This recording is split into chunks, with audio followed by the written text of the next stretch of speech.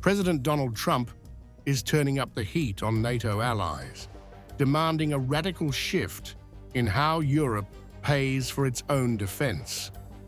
In a new push led by US Ambassador to NATO Matthew Whitaker, the Trump administration is preparing to demand a binding Hague Defense Commitment, one that could force allies to ramp up military spending to as much as 5% of GDP.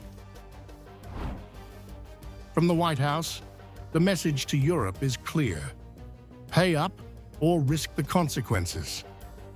Ambassador Whitaker is spearheading this campaign, pressing allies to stop leaning on the American taxpayer and prepare for a showdown at the NATO summit in The Hague. For decades, the United States has shouldered NATO's military weight. But Trump says that era is over. Now Whitaker is echoing that frustration, delivering a direct message to NATO capitals. For too long, the American worker has bore the burden of European security, and that has to end. Obviously, the United States has major security challenges all over the globe. We need to be able to be nimble and pivot, and so our rich European allies need to take up and equalize the United States.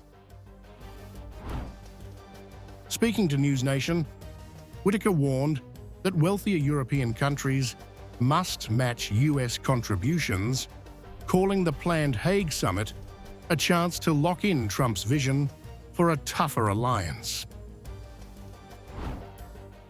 President Trump's very clear about that.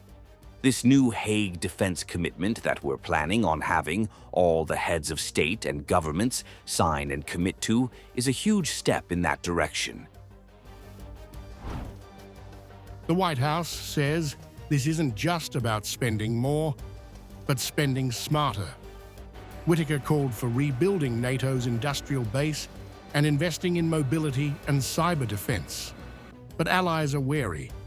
The demand for unanimity means one holdout could derail the entire plan, even as Russian aggression looms and fears of a US pullback rise. The Hague summit could mark a historic turning point or a moment of reckoning for the alliance.